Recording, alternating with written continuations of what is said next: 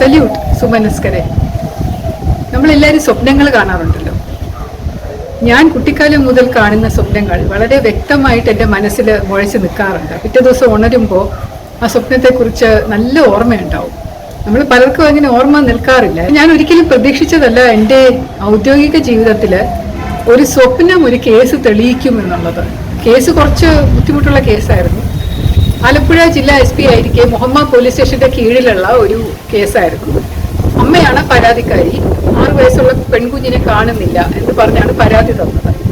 അപ്പോൾ കുഞ്ഞിനെ കാണാതാവുന്നത് വളരെ സർവ്വസാധാരണമായിട്ട് എല്ലായിടത്തും വരുന്നതാണ്. അവർ നമ്മൾ കുറേയൊക്കെ അന്വേഷിച്ച് കഴിയുമ്പോൾ ചിലപ്പോൾ കിട്ടും.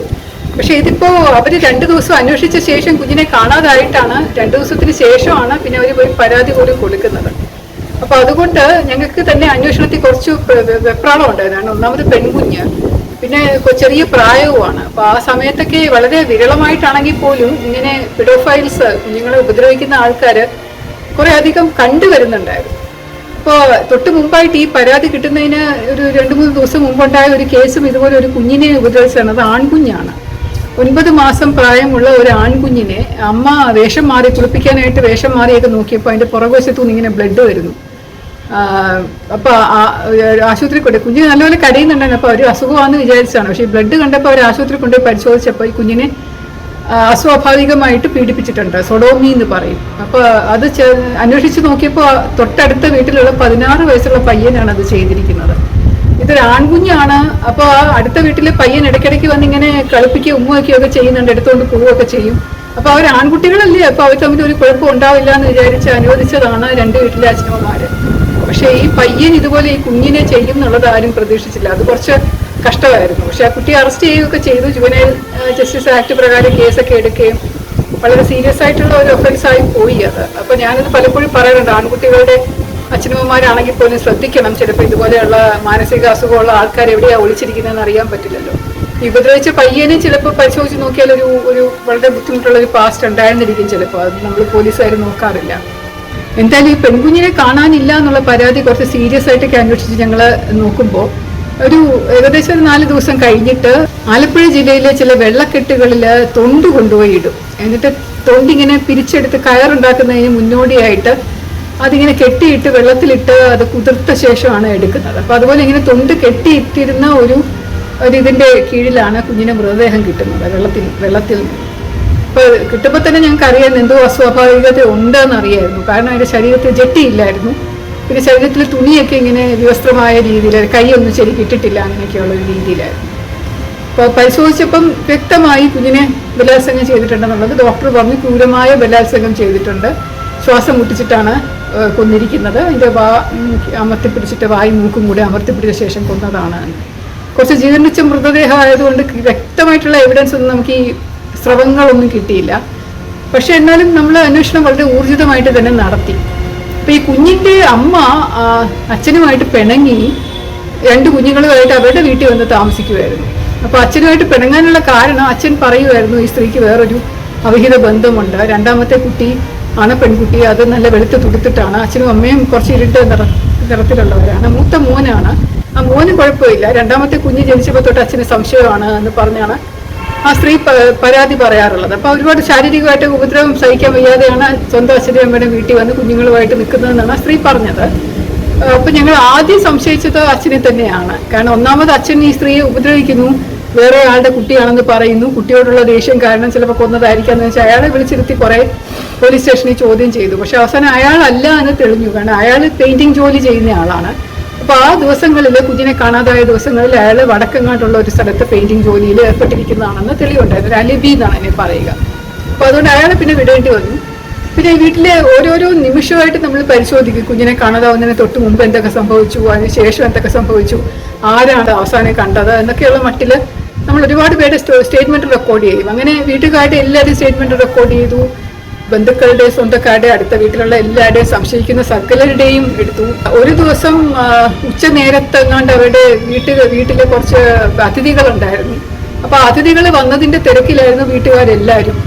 അപ്പോൾ അവർ പോയി കഴിഞ്ഞ ശേഷം നോക്കുമ്പോൾ കുഞ്ഞിനെ കാണുന്നില്ല. മൂത്ത കുട്ടി ആ സമയം സ്കൂളിൽ പോയിരിക്കുകയായിരുന്നു. 2ാമത്തെ കുട്ടിക്ക് ഉച്ചയ്ക്ക് ശേഷം സ്കൂളില്ലാത്തത് കൊണ്ട് വീട്ടിൽ തന്നെ ഉണ്ടായിരുന്നു. അവിടെ എങ്ങനെ കാണുമെന്ന് വിചാരിച്ച് പിന്നെ അവർ രാത്രി വരെ നോക്കിയിട്ട് കണ്ടില്ല. പിറ്റേ ദിവസം അടുത്ത വീടുകളിലും മറ്റു പല സ്ഥലങ്ങളിലും അടുത്തുള്ള തോടുകളിലും കിണറുകളിലും ഒക്കെ പഴുതി നോക്കിയിട്ടും കാണാഞ്ഞിട്ടാണ് പോലീസിൽ അതിന്റെ പിറ്റേ ദിവസം പോയി പരാതി കൊടുത്തത് എന്നൊക്കെയാണ് അമ്മയും അമ്മയുടെ വീട്ടുകാരും ഒക്കെ പറയുന്നത്. അടുത്ത വീട്ടിലെ ആൾക്കാരോടൊക്കെ ചോദിച്ചപ്പോൾ അവരാരും കുഞ്ഞിനെ കണ്ടിട്ടില്ല. സ്കൂളിൽ നിന്ന് തിരിച്ചു വന്ന മൂത്ത കുട്ടിയും പറയുന്നുണ്ട് ഞാൻ വന്നപ്പോൾ തൊട്ട് അനിയത്തി വീട്ടിലില്ലായിരുന്നു എന്നും പറയുന്നുണ്ട്. ഒരു മാസത്തോളം ഞങ്ങൾ കേസിന്റെ പുറകെ ഇങ്ങനെ പോലീസ് നിന്ന് അന്വേഷണം തകൃതിയായിട്ട് ചെയ്തിട്ടും ഒരു തുമ്പും ഒരു തെളിവും കിട്ടുന്നില്ല. അപ്പൊ അതിങ്ങനെ മനസ്സിലിങ്ങനെ കിടക്കും എപ്പോഴും. ഇന്നും രാത്രിയിലൊക്കെ വിഷമം വരും, അയ്യോ ആ കേസ് തെളിഞ്ഞല്ലോ, ആരായിരിക്കും ഇത് കുഞ്ഞിനെ ചെയ്തത്, കൊലയാളി ആരായിരിക്കും എന്നൊക്കെയുള്ള ഒരുപാട് ചിന്തകളിലാണ് ഉറങ്ങാൻ പോകുന്നത്. അപ്പൊ അങ്ങനെ ഞാൻ ഒരു ദിവസം രാത്രി ഉറങ്ങുന്ന സമയത്താണ് ഒരു സ്വപ്നം കാണുന്നത്. ഒരു പ്രായമുള്ള ഒരു അമ്മൂമ്മ, നല്ല സുന്ദരി, വെളുത്തിട്ട് മുണ്ട് നേരിയതും വേഷം ഇട്ടിട്ട് നിറയെ ആഭരണങ്ങളൊക്കെ ഇട്ട് നരച്ച മുടി കെട്ടിവെച്ച് അതിൽ പൂവൊക്കെ ചൂടി നല്ല മണമൊക്കെയുള്ള നല്ല സുന്ദരിയായിട്ടുള്ളൊരു അമ്മൂമ്മ. ആ അമ്മൂമ്മയും ഞാനുമായിട്ട് എവിടെയോ ഇരുന്ന് സംസാരിക്കുകയാണ്, സ്ഥലം വ്യക്തമല്ല. സംസാരിച്ചുകൊണ്ടിരിക്കുന്നതിനിടയിൽ കൂടെ അമ്മൂമ്മ എൻ്റെ അടുത്ത് ചോദിക്കുന്നു, ആ കുഞ്ഞിനെ ബലാത്സംഗം ചെയ്ത് കൊന്ന കേസിൽ എന്തെങ്കിലും തെളിവ് കിട്ടിയോ, പ്രതിയെ പിടിച്ചോ, എന്താ പിടിക്കാത്തത് എന്നൊക്കെ ചോദിക്കുന്നു. അപ്പോൾ ഞാൻ പറയുന്നത് വലിയ കഷ്ടമായിപ്പോയി, അതാണ് ഇപ്പോഴും എൻ്റെ മനസ്സിലിങ്ങനെ കിടക്കുന്നത്. അതിൻ്റെ അച്ഛനായിരിക്കും എന്ന് വിചാരിച്ച് അയാളെയൊക്കെ വിളിച്ച് കുറേ ചോദ്യം ചെയ്തു, അടുത്തുള്ള ആളുകാരെയും ബന്ധുക്കളെ ഒക്കെ ചോദ്യം ചെയ്തു, ഒരു രക്ഷയില്ല. ആരാ കൊന്നതെന്നൊരു തെളിവും കിട്ടിയിട്ടില്ല എന്ന് ഞാൻ പറഞ്ഞപ്പോൾ അമ്മൂമ്മ എന്നോട് പറയുകയാണ്, അതിൻ്റെ അമ്മയ്ക്ക് അറിയാം, അതിൻ്റെ അമ്മയെ തന്നെ വിളിച്ചൊന്നും കൂടെ ഒന്ന് വിശദമായിട്ട് ചോദ്യം ചെയ്യില്ല, അതിൻ്റെ അമ്മയെ അറിയാതെ അത് മരിക്കില്ല കുഞ്ഞ് എന്നിങ്ങനെ ആ അമ്മൂമ്മ പറയുന്നത്. എൻ്റെ പിറ്റേ ദിവസം ഞാൻ രാവിലെ ഉണർന്നപ്പോൾ ആ സ്വപ്നം നല്ല വ്യക്തമായിട്ട് എൻ്റെ മനസ്സിലിങ്ങനെ നിൽക്കുന്നു. അപ്പം ഞാൻ അന്ന് ഓഫീസിൽ പോയി അപ്പം തന്നെ എല്ലാ ഇൻവെസ്റ്റിഗേറ്റിംഗ് ഓഫീസേഴ്സിനെയൊക്കെ വിളിപ്പിച്ചിട്ട് അമ്മയെ ഇനി വിളിപ്പിക്കാൻ പറഞ്ഞു. അമ്മയെ എൻ്റെ ഓഫീസിലേക്ക് വിളിപ്പിച്ചു.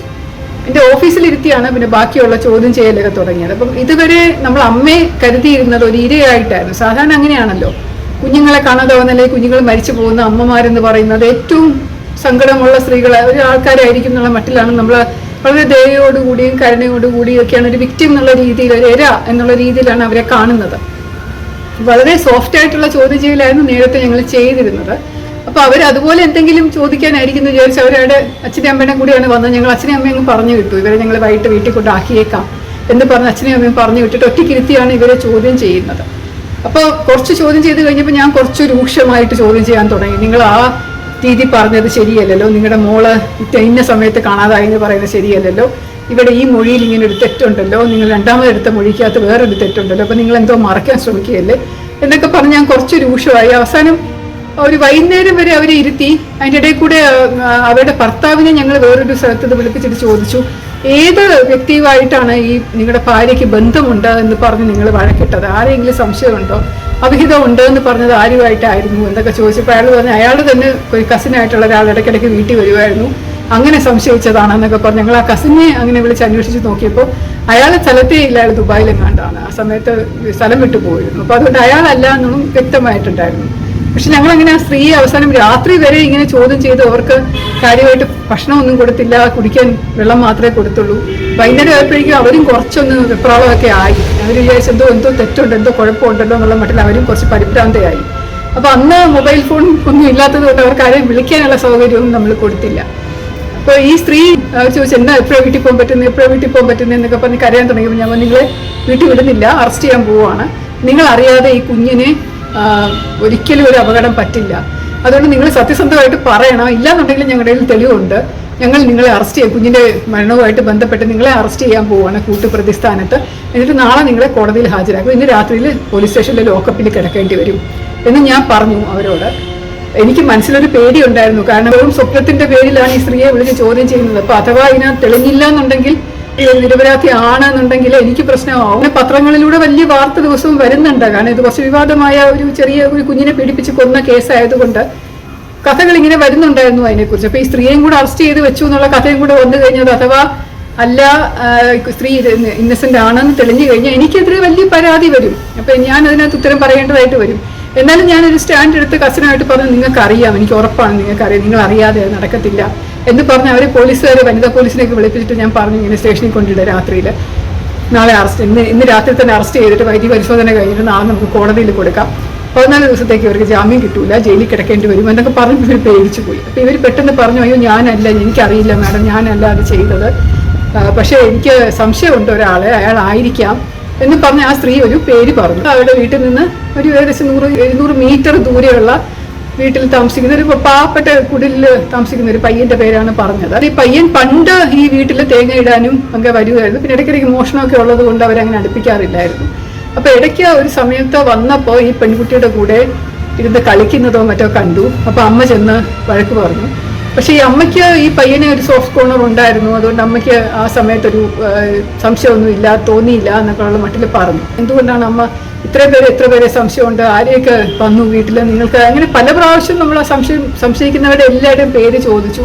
പക്ഷെ അതൊന്നും പറഞ്ഞില്ല. എന്നിട്ട് ഈ പയ്യന്റെ പേര് ഇപ്പം അറസ്റ്റ് ചെയ്യും എന്നുള്ളൊരു ഭീഷണി വന്ന് പറഞ്ഞതിന്റെ കാരണം ഞങ്ങൾ പിന്നീട് പയ്യനെ അറസ്റ്റ് ചെയ്തതിന് ശേഷം അന്വേഷിച്ചപ്പോൾ മനസ്സിലായി അത് ഈ പയ്യനും ഈ അമ്മയും തമ്മിൽ അവിഹിതമായിട്ട് 1-2 പ്രാവശ്യം ബന്ധപ്പെട്ടിട്ടുണ്ട് എന്നുള്ള കാര്യവും വെളിവായി.